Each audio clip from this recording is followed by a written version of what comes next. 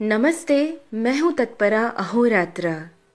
मेरे पिता अहोरात्रा की गगन गोचरी वसुंधरा के शोध से आज आपके साथ जानकारी बांट रही हूँ। आधुनिक विज्ञान के वजह से हम आज मात्र अपनी उंगलियों पर ही धरती का दृश्य देख सकते हैं। गूगल अर्थ को नमन करते हुए हम आगे बढ़ते हैं। दिखाई देने वाला दृश्य है हमारा भूमंडल ग्रिड के साथ। हमारे पूर्वजों ने भूमंडल में मौजूद उत्तर ध्रुव को सोम ध्रुव और दक्षिण ध्रुव को यम ध्रुव का नाम दिया। यही है हमारा यमलोक और यही है हमारा स्वर्गलोक। हम इन सुख और दुख के बीच घड़ी के पेंडुलम की तरह झूल रहे हैं। इन सुख और दुख से मुक्त होने को ही हम मुक्ति कहते हैं। हमें हमारे पूर्वजों का एस्ट्रोनॉमी यानी खगोल विज्ञान पता चलेगा। गुजरात के नीचे के हिस्से को उल्टा देखने पर यह गरुड़ आकृति में नजर आता है। आइए देखते हैं कैसे। यही है गुजरात। गरुड़ का मुख पे नजर आ रहा आग ही है हमारा जूनागढ़। गरुड़ के मुख से जुड़ा हुआ भारत के कन्याकुमारी तक का हिस्सा है इस गरुड़ का पंख।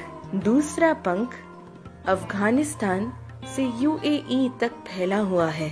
इस गरुड़ के पूंछ के हिस्से में Assam, Myanmar, Bangkok, Hong Kong, Indonesia ये सब आता है। इतना बड़ा गरुड़ ही है श्री विष्णु का वाहन। गरुड़ के आँख में बसे हुए भवनाथ क्षेत्र में सबसे ज्यादा लोग शिवरात्रि मनाने के लिए इकट्ठा होते हैं। कहते हैं कि यह क्षेत्र भगवान कृष्ण ने माया के माध्यम से निर्माण किया था। निर्माण करते समय श्री कृष्ण उनके अत्यंत प्रिय मोर के पंख के आकृति में बनाने को कहते हैं। आप देख सकते हैं मोर के पंख के आकृति का जूनागढ़। गरुड़ के सर पे जहाँ ब्रह्मरंध्र सहस्रार चक्र होता है, वहां पर हमारा अति सुंदर सोमनाथ देवस्थान है। इसे वल्लभ भाई पटेल जी ने जीर्णोद्धार करके कलश स्थापना किया था। 1000 साल पूर्व गजनी द्वारा नाश किया गया था यह क्षेत्र। 17 बार लूटे जाने पर भी ऐश्वर्यवान रहा सोमनाथ देवस्थान। इस देवस्थान में एक अद्भुत खगोल विज्ञान है। यहाँ पर एक बाण स्तंभ है। बाण स्तंभ में एक बाण की आकृति है जो दक्षिण ध्रुव की तरफ मुड़कर दक्षिण ध्रुव की ओर इशारा कर रही है और इसीलिए इसे बाण स्तंभ का नाम दिया गया है।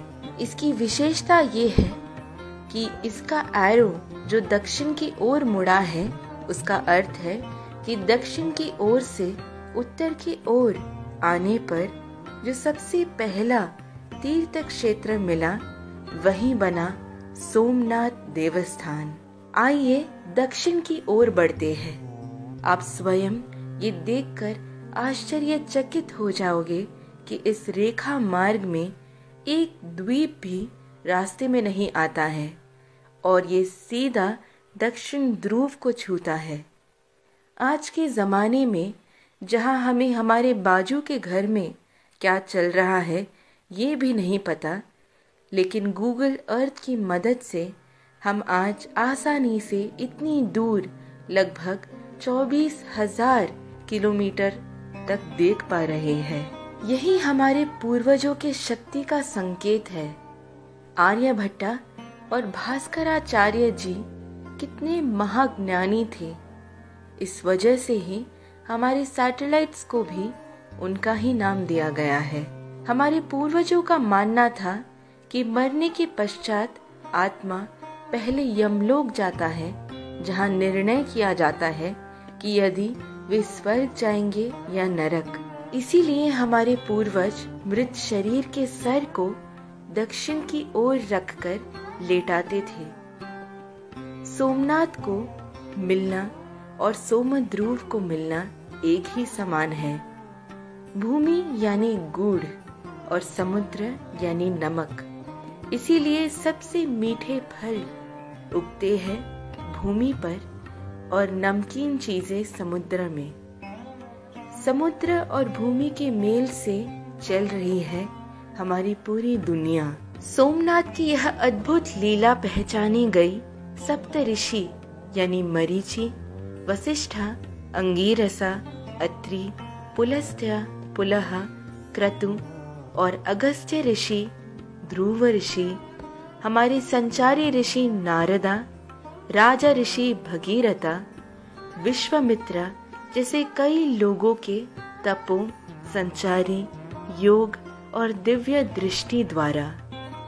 यदि आप सोमनाथ देवस्थान जाएंगे तो बाण स्तंभ जरूर देखना। सोना, पत्थर और लकड़ी से बनाया गया यह स्तंभ का जीर्णोद्धार किया था वल्लभ भाई पटेल जी ने। अब देखेंगे कि यमलोक कैसे पहचाना गया। भगवान यमराज का वाहन है भैंसा और ये ठीक भगवान यम की मुख की आकृति का है। गरुड़ के सिर से आते हुए ये रेखा यमराज के सर से आकर मिलता है। भगवान यमराज विराजित है अपने वाहन भैंसा पर। आप भैंसा के आंख, सींग और मुख देख सकते हैं। ऐसे कई और जानकारी के लिए मेरे पिता अहोरात्रा द्वारा लिखी गई पुस्तक गगनगोचरी वसुंधरा को पा सकते हैं। पुस्तक के लिए ईमेल करें tatpara@gmail.com पर। धन्यवाद।